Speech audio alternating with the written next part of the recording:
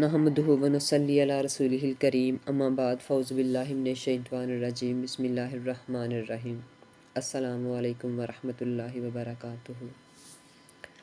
आज मैं अपने असल सबक की तरफ आने से पहले, जो हमेशा से मेरी आदत है, चंद बातें करना ज़रूरी समझती हूँ। और आज मैं अपने सबक का आगाज़ अल्लामा इकबाल के इस शेर से करना चाहूँगी। इकबाल अपने शेर में कहते हैं, बंदे से मुखातब होकर कहते हैं, हम इंसानों से मुखातब होकर कहते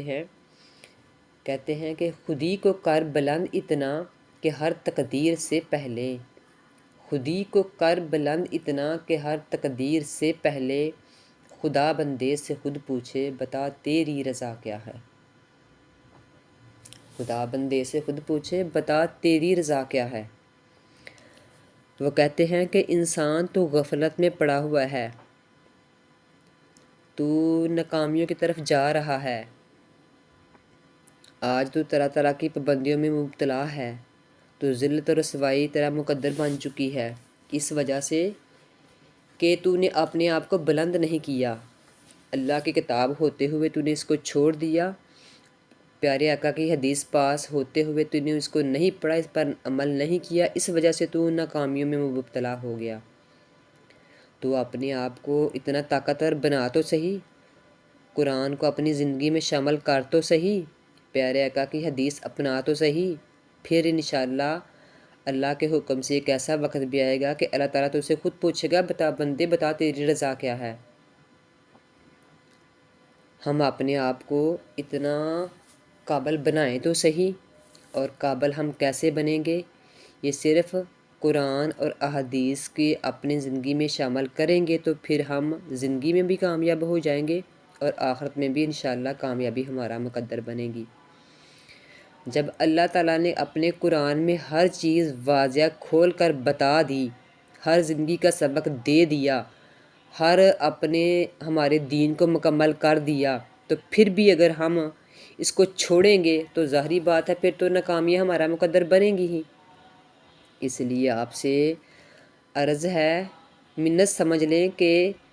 इसमें हम इंसानों की ही भलाई है। अगर हम इसको पकड़ेंगे, इसको अपनी ज़िंदगी में शामिल करेंगे तो हम ही कामयाब हो जाएंगे। कामयाबी इसमें दो पैकेज हैं। जैसे दुनिया में किसी चीज़ को करने के लिए, मिसाल के तौर पर आजकल किसी चीज़ को करने के लिए उसमें पैकेज दिए जाते हैं, ये जी इतना इसमें हमने ये इतने बैलेंस करवाया, इसमें ये पैकेज है, व्हाट्सअप इतने हैं, व्हाट्सअप की इतने MB मिलेंगे, हमें फ़ेसबुक के इतने मिलेंगे, ये इसमें ये पैकेज है, ये इसमें ये पैकेज है, इसमें ये है। मतलब कि मिसाल के तौर पर एक समझाने के लिए बात कह रही हूँ कि इसमें भी अल्लाह ताला ने हमारे लिए दुनिया में भी पैकेज रखे हैं और आखिरत में भी पैकेज रखे हैं। अगर हम कुरान और अहदीस को अपनाएंगे तो दुनिया में भी कामयाब होंगे, दुनिया में भी इज़्ज़त और शोहरत पाएंगे, दुनिया में भी हम आजकल रसवा और ज़लील नहीं होंगे, बल्कि कामयाबियाँ हमारा मुकद्दर बनेंगी। सिर्फ इस वजह से हम नाकाम है कि हमने इस अपने जो असल है हमारी, जो उसको हमने छोड़ दिया हुआ है।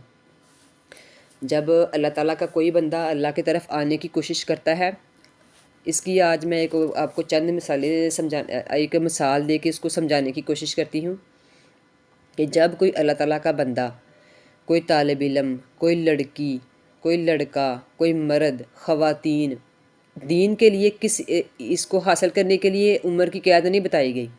ये आप जिस उम्र में भी हैं, जो से हिस्से में भी उम्र के हैं, इसको हासिल कर सकते हैं, इसको अपना सकते हैं, बल्कि ये ज़रूरी है, अपनाएंगे तो कामयाब हो जाएंगे हम इंशाअल्लाह। जब अल्लाह ताला का कोई बंदा दीन इस्लाम की तरफ आने की कोशिश करता है तो वो दिल में इरादा करता है कि इंशाअल्लाह मैं ये काम करूँगा। तो उसने इरादा किया, अभी उसने दिल में इरादा किया है कि मैं दीन इस्लाम सीखूँगा या कोई दीनी चीज़ को पकड़ूँ, उसको देखूँगा तो उसको पढ़ूँगा, उसको दिल में उसने इरादा किया, अभी किया नहीं है उसने, अभी उसने दिल में इरादा किया, दिल में उसने इरादा कर लिया। वो अपने किसी काम की वजह से कहीं जा रहा है, रास्ते में जब वो जा रहा है तो रास्ते में ना एक कब्रिस्तान आ गया। वो अपने काम से जा रहा है, वो उसका ध्यान नहीं है कि कब्रिस्तान, वो आराम से वहाँ से गुज़र गया। जब गुज़र गया वहाँ से तो अल्लाह ताला ने اس کی نیت اس نے کی ہے کہ میں نے دین اسلام کو سیکھنا ہے، اس نے نیت کی ہے، وہ قبرستان کے اوپر سے گزر گیا تو اللہ تعالیٰ نے اس کے گزرنے کی برکت کی وجہ سے اس قبرستان کے اوپر سے 40,000 سال کا عذاب اٹھا لیا، کہ جتنے بھی وہاں قبرستان میں موجود تھے ان کے اوپر کوئی ان کی غلطی، کوئی خطائی کی وجہ سے عذاب ان کے اوپر سے ہو رہا تھا، وہ تو اللہ تعالیٰ نے اس کی برکت سے، اس کی گزرنے کی برکت سے، اگر اس کے گزرنے کی برکت کی وجہ سے جو مردے ہیں ان سے عذاب اٹھا لیا جاتا ہے، تو کیا ہم اگر دین اسلام کو سیکھیں گے، اپنی زندگی میں اپنائیں گے، تو ہمیں زندگی میں اس کا کوئی فائدہ نہیں ہوگا؟ اس بات کو سوچیں، سمجھیں اور کوشش کریں کہ اپنی زندگی میں اس کو شامل کر لیں کہ اللہ تعالیٰ نے ہمارے اوپر، میرا رب بہت ہی کریم ہے، وہ بہت ہی رحیم ہے، وہ تو اتنا کریم ہے کہ اپنے بندے کو اپنے پاس آنے کے لیے اس کو طرح طرح کی چیزیں اس کے سامنے کرتا ہے کہ بندہ تو کسی بہانے سے اپنے رب کے پاس آ تو صحیح، اس کی رحمت کو دیکھ تو صحیح، اس کی طرف متوجہ ہو تو صحیح، پھر دیکھ تیرا رب تیرے کے ساتھ کیا کرتا ہے۔ اس لیے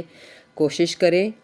کہ سوچیں کہ اگر ایک آدمی نے نیت کی ہے تو اس کی برکت کی وجہ سے ان قبروں سے عذاب اٹھا لیا گیا ہے، تو اگر وہ بندہ علم حاصل کرے گا، ایک عالم بنے گا، ایک عالم نہ بنے لیکن چند بنیادی عقائد ہی حاصل کر لیں کہ ہماری زندگی میں ہمیں اسلام کو کیسے شامل کرنا ہے، ہمیں زندگی کو کیسے گزارنا ہے، کیا طریقہ ہونا چاہیے اس کو گزارنے کا، تو پھر اس کی فضیلت اور اس کی درجات کو تو آپ خود ہی سوچ سکتے ہیں کہ وہ اس کے کتنے زیادہ ہوں گے۔ اس لیے کوشش کیا کریں کہ زندگی کے چند لمحے، کچھ 10-20، کوئی آدھا گھنٹہ نکال کر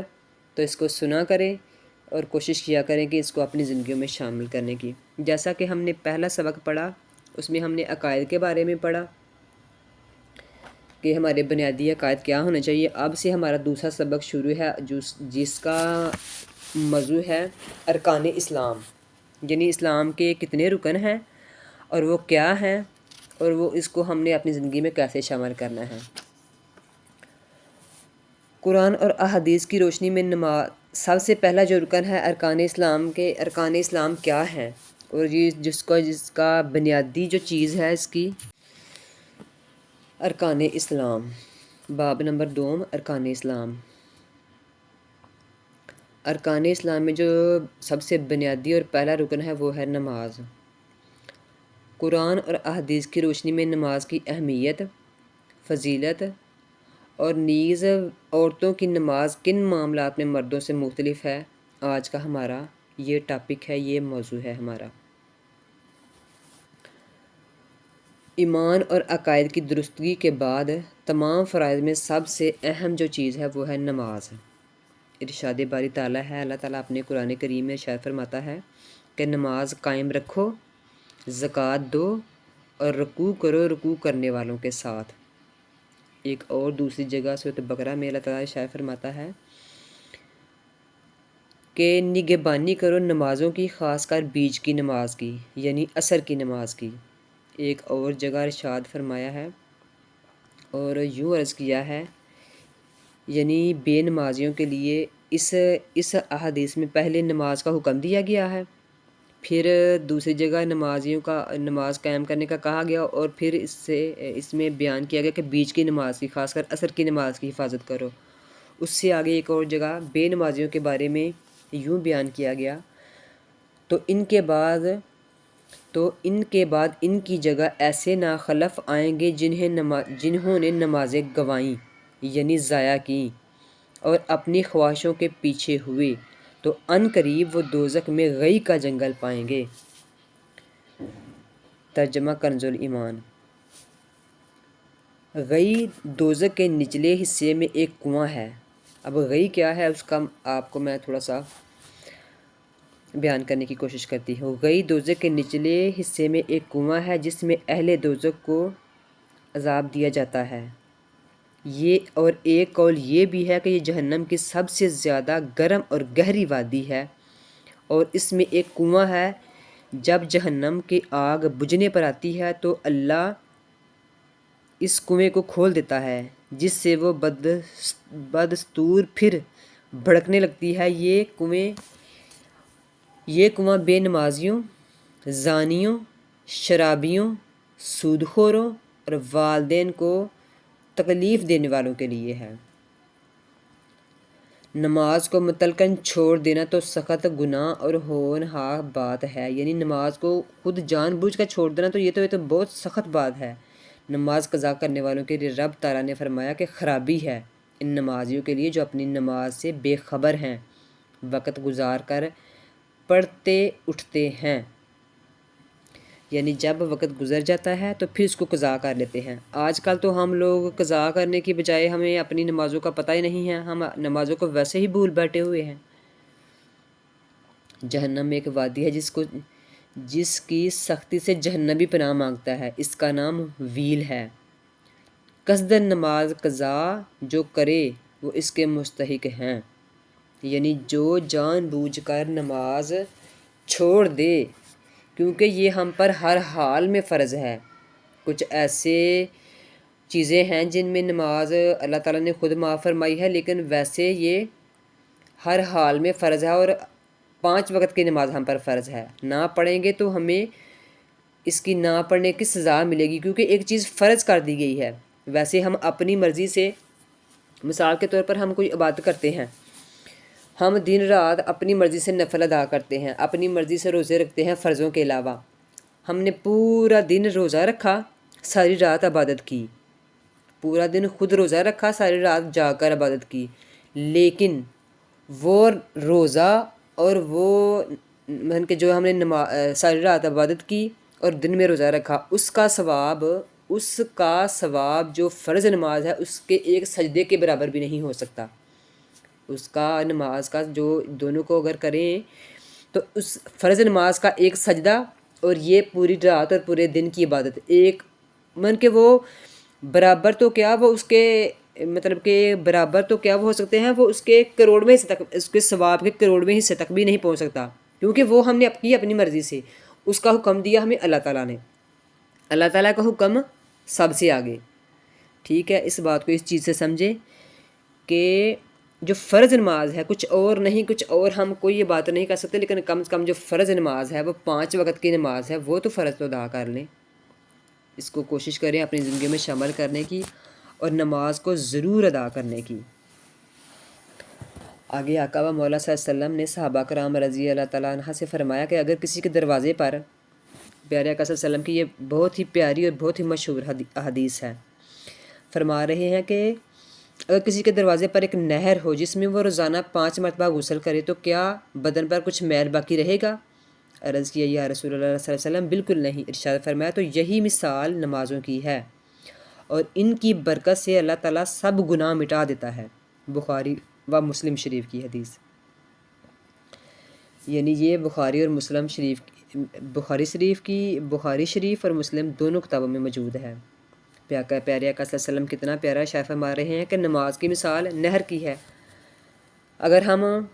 دن میں 1 مرتبہ نہائیں، 2 مرتبہ نہائیں، 3 مرتبہ نہائیں، 4 مرتبہ نہائیں، 5 مرتبہ نہائیں، اگر 1 مرتبہ بھی نہا لیں گے تو میل کا چال اتر جائے گی۔ اگر ہم ایک جگہ پہ 5 مرتبہ نہائیں گے تو پھر ہمارے بدنوں پر یا ہماری روحوں پر کیسے میل کا چال باقی رہے گی؟ اور اللہ تعالیٰ اس کے سب گناہ بھی مٹا دے گا۔ یہاں گناہوں سے مراد صغیرہ گناہ ہیں، یعنی جو چھوٹے چھوٹے گناہ ہوتے ہیں۔ جو بڑے گناہ ہوتے ہیں ان کے لیے سچی توبہ اور حقوق العباد ادا کرنے سے وہ معاف ہوتے ہیں۔ آقا و مولا صلی اللہ علیہ وسلم کا ارشاد گرامی ہے کہ بندے اور کفر کے درمیان نماز چھوڑنا ہے، یعنی بندے اور کفر کے درمیان نماز چھوڑنا ہے، یعنی ہم نماز کو نہ چھوڑیں۔ نماز چھوڑ دیو تو کہ یہ نماز ہی ایک ایسی چیز ہے جو مومنوں کی شان ہے، جو مومنوں کی پہچان ہے۔ مسلم شریف دوسری جگہ اشارہ فرمایا کہ نماز دین کا ستون ہے، جس نے اسے قائم رکھا اس نے دین کو قائم رکھا، جس نے اسے چھوڑ دیا اس نے دین کو ڈھا دیا، یعنی دین کی جو دیوار مضبوط ہے اس نے اس کو ڈھا دیا۔ ایک اور احادیث پاک میں پابندی سے نمازیں خشوع اور خضوع، یعنی نماز ہم پڑھتے تو ہیں لیکن خشوع اور خضوع کرنے والوں کو مغفرت کی بشارت دی گئی ہے، یعنی ان کو بخشش کی بشارت دی گئی ہے۔ ان آیت کریمہ اور احادیث مبارکہ سے معلوم ہوا کہ ہر مسلمان بالغ، یعنی کہ جو بالغ ہے وہ چاہے مرد ہے یا عورت ہے، 5 وقت کی نماز ادا کرنا لازم ہے اس کے اوپر، نیز تمام حقوق العباد کا لحاظ رکھتے ہوئے خشوع اور خضوع سے، یعنی جو نماز میں حقوق اور آداب ہیں، نماز کے جو حقوق اور آداب ہیں ان کا لحاظ رکھتے ہوئے، یعنی جتنے بھی ہیں ان کا لحاظ رکھتے ہوئے، ان کو جانتے ہوئے خشوع اور خضوع سے نماز ادا کرنی چاہیے۔ اب جو حقوق اور آداب ہیں وہ کیا ہیں؟ نماز کی ایک اہم شرط طہارت ہے۔ طہارت یعنی پاکیزہ ہونا، پاک ہونا۔ بعض خواتین نیل پالش لگاتی ہیں جس کے باعث انہیں وضو نہیں ہوتا، ان کا وضو ہی نہیں ہو پاتا۔ یوں ہی غسل یا تیمم کرنے سے بھی انہیں پاکی حاصل نہیں ہو سکتی، کیونکہ ناخنوں پر پالش کی تہ جم جاتی ہے۔ اس لیے نیل پالش دور کرنا اور ایسی چیزوں سے بچتے رہنا ہی ضروری ہے، اور طہارت کے حصول کے لیے بے حد ضروری ہے۔ البتہ مہندی کا رنگ جائز ہے۔ خواتین وضو یا غسل کے وقت اس بات کا لحاظ رکھیں کہ ہر عضو پر پانی بہہ جائے، لہٰذا انگوٹھی، چھلے، نتھ اور دیگر زیورات جو انہوں نے پہنے ہوئے ہوتے ہیں ہٹا کر ان کی جگہ پانی پہنچانا اور تیمم کی صورت میں ہاتھ پھیرنا ضروری ہے۔ اب ہم عورتوں کی نماز سے متعلق خاص باتیں تحریر کرتے ہیں، یعنی کہ مردوں اور عورتوں کی نمازوں میں کچھ باتوں کا فرق ہے، اس کو ہم آج بیان کرنے کی کوشش کرتے ہیں۔ نماز سے قبل خواتین کو اس بات کا اہتمام کر لینا چاہیے کہ ان کے چہرے، ہتھیلیوں، پاؤں کے تلووں کے سوا اور پاؤں کے تلووں کے سوا تمام جسم دبیز کپڑے سے ڈھکا ہوا ہو، یعنی وہ چھپا ہوا ہو۔ ایسا باریک کپڑا جس سے بدن کی رنگت جھلکتی ہو، یا ایسا باریک دوپٹہ جس سے بالوں کی سیاہی چمکے، یعنی جو دوپٹہ ہم نے لیا ہوا ہے اس سے جو بال ہیں ان کا پتہ چل رہا ہے کہ وہ بیچ میں بات ہے، یعنی سطر پردے کے لیے کافی نہ ہوگا، یہ پردے کے لیے کافی نہیں ہے۔ اور ایسا لباس یا دوپٹہ وغیرہ پہن کر اگر نماز پڑھی تو نماز ادا نہ ہوگی۔ گردن، کان، سر کے لٹکے ہوئے بال اور کلائیاں چھپانا بھی فرض ہے۔ چہرے، ہتھیلیوں اور پاؤں کے تلووں کے سوا کوئی عضو نماز شروع کرتے وقت چوتھائی مقدار میں کھلا ہوا ہو اور اسے چھپائے بغیر اللہ اکبر کہہ لیا تو نماز شروع ہی نہیں ہوگی۔ اگر نماز کے دوران کوئی عضو چوتھائی کے برابر اتنی مقدار میں اتنی دیر یعنی کھلا رہا جس میں وہ 3 بار سبحان اللہ کہا جا سکے، یعنی جس چیزوں کا بیان ہوا، اور اس کے علاوہ اگر کوئی چیز اتنی دیر کھلی رہی کہ جس میں 3 بار سبحان اللہ کہا جا سکتا تھا، تو پھر نماز نہیں ہوگی۔ خواتین نماز شروع کرتے وقت اپنے ہاتھوں کی بجائے صرف کندھوں تک ہاتھ اٹھائیں گی، جبکہ مرد کانوں کی لو تک اٹھاتے ہیں، تو عورتیں صرف اپنے ہاتھ جو ہے نا وہ کندھوں تک اٹھائیں گی اور انہیں دوپٹوں سے باہر نہیں نکالیں گی۔ اگر ان کے صرف ہاتھ، چہرہ اور پاؤں کے علاوہ ہر چیز ڈھپا ہوا ہے، مثال کے طور پر اگر ہاتھ صرف نظر آ رہے ہیں اور جو آگے اس کے علاوہ ہر چیز ڈھپی ہوئی ہے، تو پھر تو بھی دوپٹے سے اگر باہر ہاتھ کر کے نماز پڑھ لیں گے تو نماز ہو جائے گی، لیکن بہتر یہ ہے کہ دوپٹے کے اندر ہی ہاتھ رکھیں۔ اور اب ہم اس بات کا بھی خیال کریں اور دیکھیں کہ جب ہم نماز پڑھتے ہیں تو کیا ہمارا اتنا سطر ہوتا ہے، کیونکہ اگر اتنا سطر ہوگا تو پھر ہی ہماری نماز شروع ہوگی۔ اگر اس سے کم ہے یا ہم نے بازو ہاف پہنے ہوئے ہیں یا دوپٹہ بریک ہے یا کوئی چیز نظر آ رہی ہے تو پھر ہماری نماز تو شروع ہی نہیں ہوگی۔ پھر اس کے بعد تکبیر تحریمہ کہہ کر بائیں ہتھیلی سینے پر رکھ کر اس کی پشت پر دائیں ہتھیلی رکھیں، یعنی ہاتھ جب باندھیں گے تو ناف کے نیچے مرد باندھیں گے، جو خواتین ہیں نا وہ اپنے سینے پر ہاتھ رکھ کر مثلا کہ سینے کے اوپر ہاتھ رکھیں گی اور ایک دوسرے کے اوپر رکھیں گی۔ پھر رکوع کرتے وقت اتنا جھکیں کہ ہاتھ گھٹنوں تک پہنچ جائیں، یعنی بہت زیادہ جھکنا ضروری نہیں ہے، صرف اتنا ہی جھکنا ہے کہ بس جو گھٹنے ہیں نا ہمارے، ان تک ہمارے ہاتھ پہنچ جائیں، اور انگلیاں باہم ملی ہوئی ہوں، کھلی ہوئی نہ ہوں۔ عورتوں کی یہ میں نماز کا طریقہ بتا رہی ہوں کہ عورتوں کی انگلیاں کھلی ہوئی نہ ہوں، آپس میں ملی ہوئی ہوں، اور گھٹنوں کے آگے تھوڑا سا ذرا سا خم کھا کر، ہلکا سا جھک کر، یعنی تھوڑا سا گھٹنوں کو ہلکا سا ذرا خم دے کر کھڑی رہیں، نیز اس کے بازو پہلوؤں سے ملے ہوئے ہوں۔ یعنی یہ جتنا سمٹ کر، جتنا آپس کو اپنے آپ کو سمیٹ کر سکتی ہیں اتنا کریں۔ خواتین سجدہ سمٹ کر کریں، جب وہ اس سے پھر وہ جب نیچے سجدے میں جائیں گی تو خواتین جتنا بھی سمیٹ کر اپنے، یعنی جو پیٹ ہے رنوں سے ملا ہوا ہو، رانے پنڈلیوں سے اور پنڈلیاں زمین سے، اور بازو جو ہے پہلوؤں سے ملا دیں، اور کلائیاں زمین پر بچھا دیں، یعنی نیز پاؤں کھڑا کرنے کے بجائے دائیں طرف نکال دیں۔ یعنی ہم عورتوں میں اکثر یہ بات نہ مطلب کہ کمی نہ ہو، مطلب کس چیز کا ہمیں پتہ نہیں ہوتا، اس وجہ سے میں نے اکثر عورتوں کو دیکھا کہ وہ اپنا انگوٹھا کھڑا کر کے نماز ادا کرتی ہیں۔ یہ بات مردوں کے لیے ہے، عورتوں کے لیے نہیں۔ عورت جتنا چاہے، جتنا بھی ہو سکے سمٹ کر، یعنی کہ اتنا جتنا بھی اپنے آپ کو سمیٹ کر سکتی ہے نا سیدھا اتنا کرے، اور جو اپنے پاؤں ہیں نا وہ دائیں طرف نکال دے دونوں۔ قعدہ میں دونوں پاؤں دائیں جانب نکال دیں اور بائیں کولوں پر بیٹھیں۔ خواتین کے لیے گھر کے اندر یعنی کمرے میں نماز پڑھنا صحن میں نماز پڑھنے سے زیادہ بہتر ہے، اور تہ خانے میں نماز پڑھنا کمرے سے زیادہ بہتر ہے۔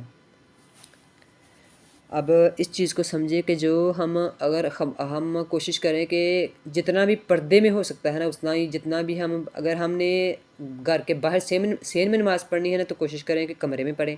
اگر کمرے میں پڑھنی ہے تو کوشش کریں کہ اگر اس سے بھی زیادہ، اس سے کہ بھی اندر کوئی اور کمرہ ہے، یعنی پردے سے زیادہ اس سے بھی زیادہ کوئی اور چھپا ہوا کمرہ ہے تو اس میں اس کو ادا کرنے کی کوشش کریں کہ جتنا بھی من کے اپنے آپ کو چھپا کر اپنے آپ کو پردے میں رکھ کر نماز پڑھیں گی اتنا ہی ہمارے لیے بہتر ہے۔ آقا و مولا صلی اللہ علیہ وسلم کے زمانہ اقدس میں عورتوں کو باجماعت نماز پڑھنے اور مساجد میں آنے کی اجازت تھی، لیکن جب فتنہ ظاہر ہونے لگا تو حضرت عمر رضی اللہ تعالیٰ عنہ نے انہیں مساجد میں آنے سے منع فرما دیا۔ بعض خواتین نے حضرت عائشہ سے صدیقہ رضی اللہ تعالیٰ عنہ سے کے پاس آ کر شکایت کی کہ ہمیں مسجد میں آنے سے روک دیا گیا ہے، تو آپ نے ان سے فرمایا کہ اگر نبی کریم صلی اللہ علیہ وسلم ہمارے زمانے کی عورتوں کو ملاحظہ فرماتے